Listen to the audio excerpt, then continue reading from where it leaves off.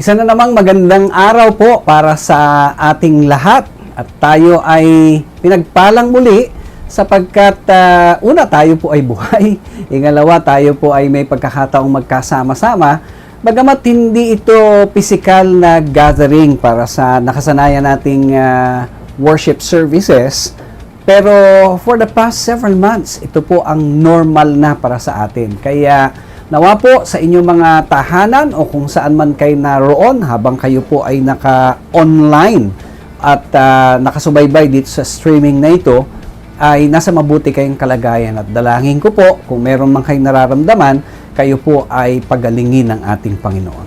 Ating pong paksa ngayon ay tatalakay sa buong aklat ng Jonah. Yan, at ibig sabihin po nun, medyo may kahabaan po ito. No? So, huwag kayong mag-alala, hindi po natin babasahin yung buong chapter, pero may assignment po ako sa inyo. Assignment ko po sa inyo, kung hindi nyo pa nababasa yung buong aklat ng Jonah, after this, I want you to visit the book of Jonah and read thoroughly. Huwag kayong mag-alala kasi maiksi lang po yan at masarap basahin. Dahil ito ay isang historical book. So, pag binasa nyo po, chapter 1 hanggang chapter 4, I'm sure mai-enjoy nyo po yan. Isa ito sa pinakamaiksing aklat sa Biblia. No? So, chapter 1 hanggang chapter 4 po tayo. At ang pamagat ng ating pag-uusapan, The Reluctant Messenger. Yan. So, isa ito sa mga una kong mga narinig na kwento nung ako ay bata pa sa Sunday School. Kaya gustong-gusto ko po yung istorya nito. Naalala nyo ba yung Big Fish? Yan. Kasali po yan dito sa ating istorya. Okay, so simulan po natin yung ating pag-aaral sa pamagitan po ng isang maiksing panalangin. Lord, sa oras na ito, as we visit the book of Jonah, and as we try to study the whole book from chapter 1 all the way to chapter 4, tulungan nyo kami, Panginoon, to get something out of it. At hayaan mo, Panginoon, na matuto kami personally and as a church, at hayaan mo na yung mga magagandang bagay mapulot namin out of mga bagay na naranasan ni Jonah at maging yung mga attitude niya na hindi naging maganda noong una, Panginoon. Tulungan po ninyo kami na makita yung kabutihan mo at yung plano mo sa mundong ito sa pamagitan ng mensaheng ito. Ito po ang aming dalangin sa ngalan ni Jesus. Amen. Amen. Okay, so gaya ng sinabi ko kanina, it's about the reluctant messenger. Ayan. So, makikita po natin na, sabi nga, isa sa pinaka-well-known story at si Jonah po ay isa rin sa well-known na minor prophets. Okay? And ang kanyang pangalan, ang ibig sabihin po ay dove. Yung kalapate, yun ang ibig sabihin ng pangalang Jonah. Yung kanyang aklat po ay hindi naglalaman ng mga propesiya. Sa halip, ito po ay naglalaman ng kasaysayan ng propeta. No? At ito pong propeta na ito ay reluctant para tuparin yung mission na ibinigay ng Diyos sa kanya. Isang propeta na nagko-complain sa ating Diyos nung ibinigay sa kanya yung mission niya, and when his mission proved successful. So, ano bang klaseng propeta itong si Jonah? And makikita natin na sa panahon natin ngayon, no offense po, marami po ay parang kahalintulad ni Jonah. Not as a prophet, hindi po yung attitude. Kasi halos yung pinagagawa kay Jonah ay pareho rin po ng pinagagawa sa atin. So itong maiksing aklat na ito ni Jonah ay madaling pag-aralan at hinati po natin ito sa 4 na bahagi. At so may clue na kayo, no? Yung 4 na bahagi, yun yung 4 na points na atin pong pag-uusapan. So bawat isang point will tackle 1 chapter hanggang sa matapos po natin yung buong kasaysayan. And as I have said earlier, ay may assignment po kayo. Anong assignment nyo? Ang assignment nyo, matapos po ninyong marinig itong sermon, ay simulan yung buksan yung inyong Biblia, whether digital or actual Bible, and read chapter 1 hanggang chapter 4 ng Book of Jonah. Okay, atin pong simulan. Sa unang chapter, makikita natin na itong si Jonah, first point natin, is running away from God. No? Siya po ay tumatakas sa Diyos, no? Tumatakbo. At kung titignan natin yung outline nitong chapter na ito, nahati po sa dalawa. God commissions Jonah para pumunta ng Nineveh at mangaral siya doon, no? Kaya makikita natin doon sa chapter 1 verses 1 and 2. At anong ginawa ni Jonah nung siya inuutosan ng Diyos? Abay, nagrebelde siya sa ating Diyos. Yung plano ng Diyos, ayaw niya. Ikatlong bahagi ng chapter na ito, God has a plan for Jonah. So, nagpadala siya ng yung hangin dun sa dagat habang siya po ay tumatakas, and then God prepares a great fish. Yun, yung istorya po kung saan ay tumakas siya, and it's on the different direction. Ito yung Nineveh, ang pinuntahan ni Jonah ay papunta ng Tarsus. So talagang malayo at malabo na siya makarating dun sa kanyang pupuntahan kasi yun ay 180 degree yung difference. Okay? So kuha tayo ng ilang mga observations sa atin pong pagbabasa ng chapter 1. Makikita natin, Jonah is also mentioned sa 2 Kings chapter 14 verses 23 hanggang 25. He prophesied during the reign of Jeroboam II. Yan. So, hindi lang pala dun sa book of Jonah makikita yung pangalan ni Jonah, no? And he was from Gath-hepher. Ito ay 4 miles northeast of what was later Nazareth in Galilee.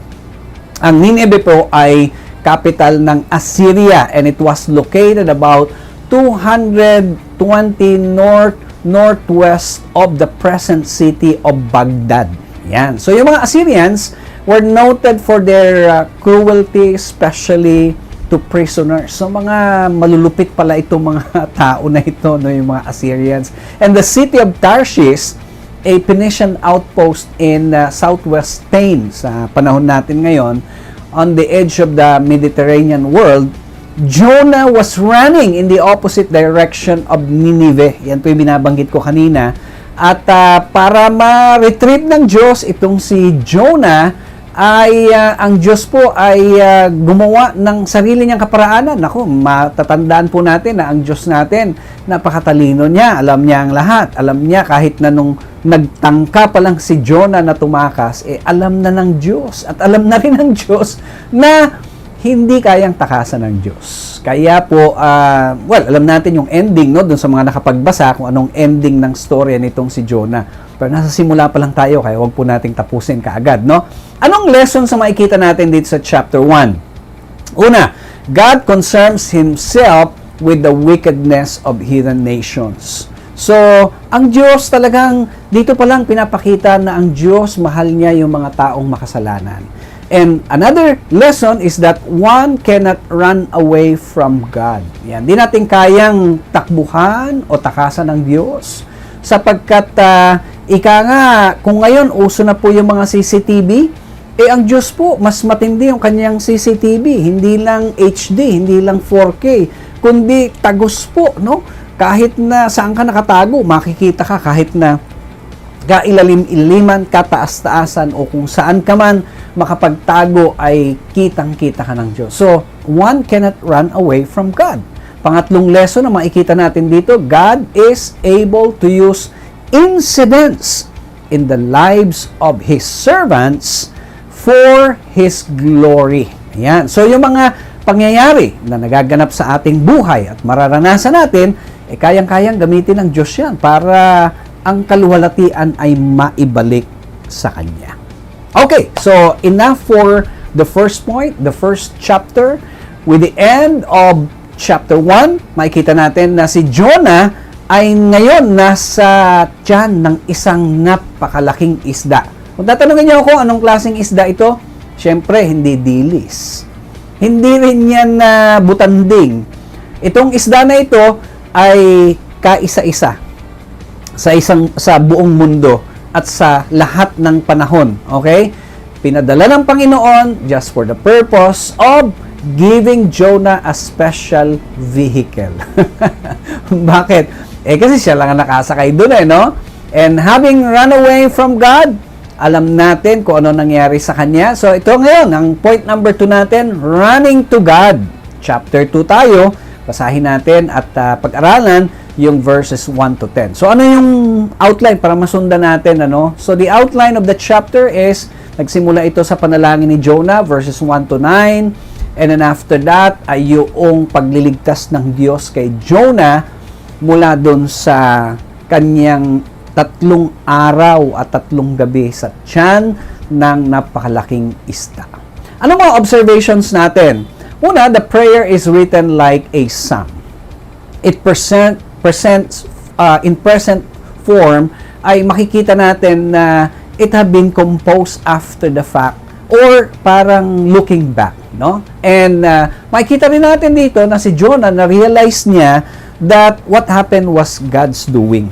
So hindi po siya nagkataon, hindi aksidente, hindi ito parang disgrasya, ito ay eksaktong galaw ng Diyos sa kanyang buhay. And it is interesting to note that his prayer is more of a thanksgiving than a petition. Yan. So parang kumbaga natuto siya nung siya ay nandun na sa ganong sitwasyon. Ngayon, ano yung mga lessons na pwede na makuha dito sa point number 2 or sa chapter 2? Una, someone has observed that there are times when we must be made to go into the lowest depth that may regain a living faith. Sabi po yan ni Haley, no? So, makikita po natin na minsan pinapahintulutan tayo ng Diyos na daranas tayo na sasadsad tayo sa ating buhay para tayo po ay manumbalik at maisip natin kung ano yung kabutihan ng ating Panginoon.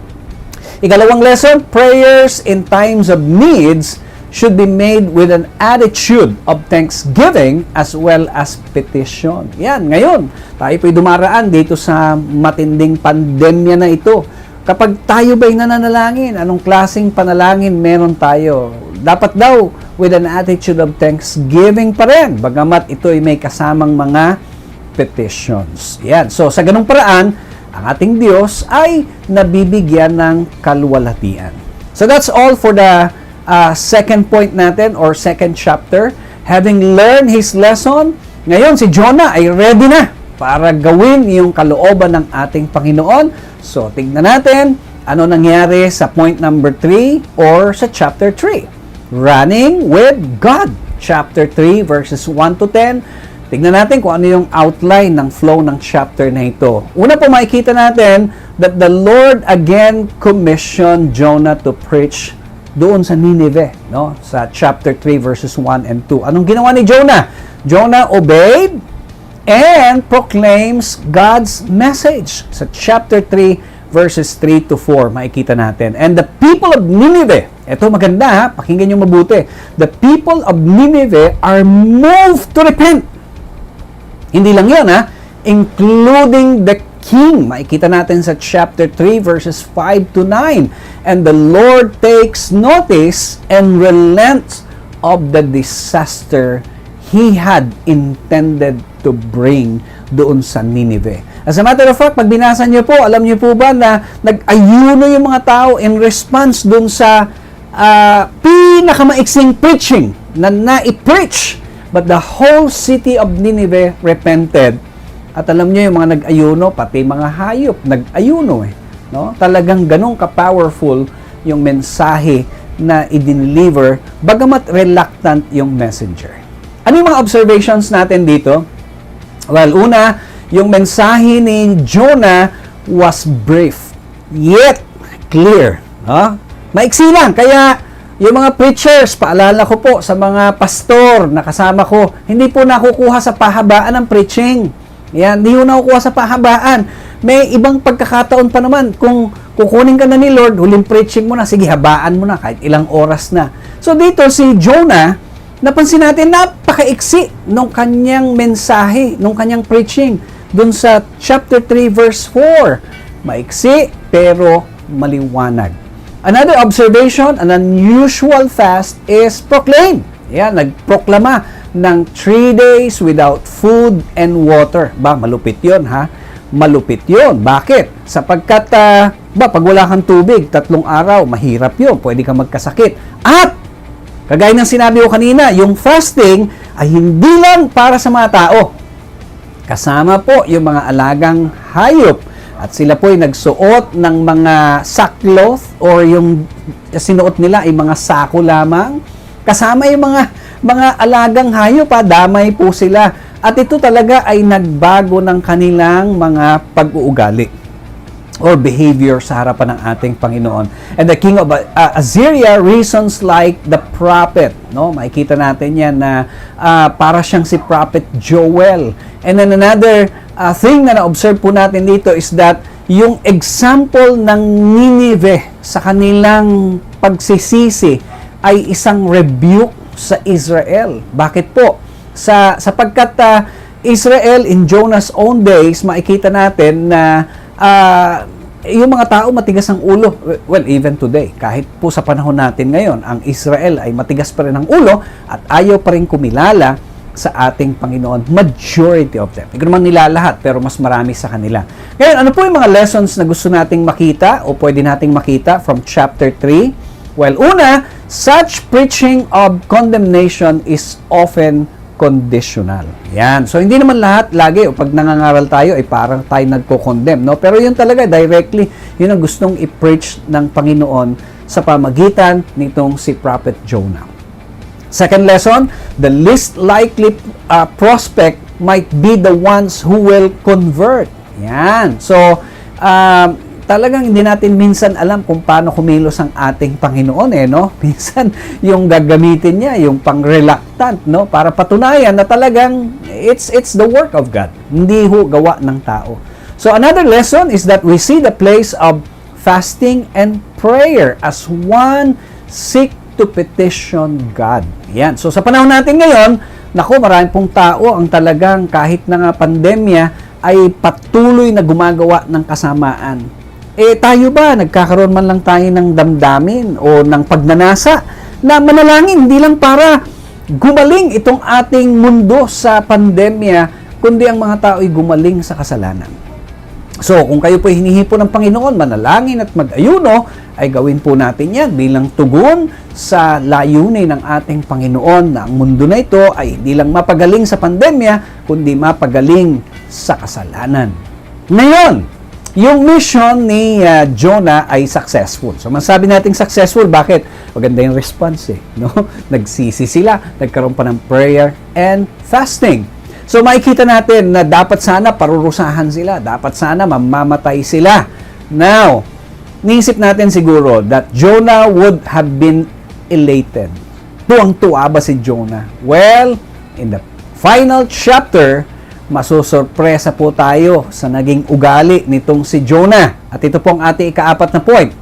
Running ahead of God. Chapter 4 po yan. So, tingnan natin yung outline ng chapter 4. Makikita natin that Jonah vents his anger. Nagalit si Jonah na ang mga tao ay pinatawad ng ating Panginoon.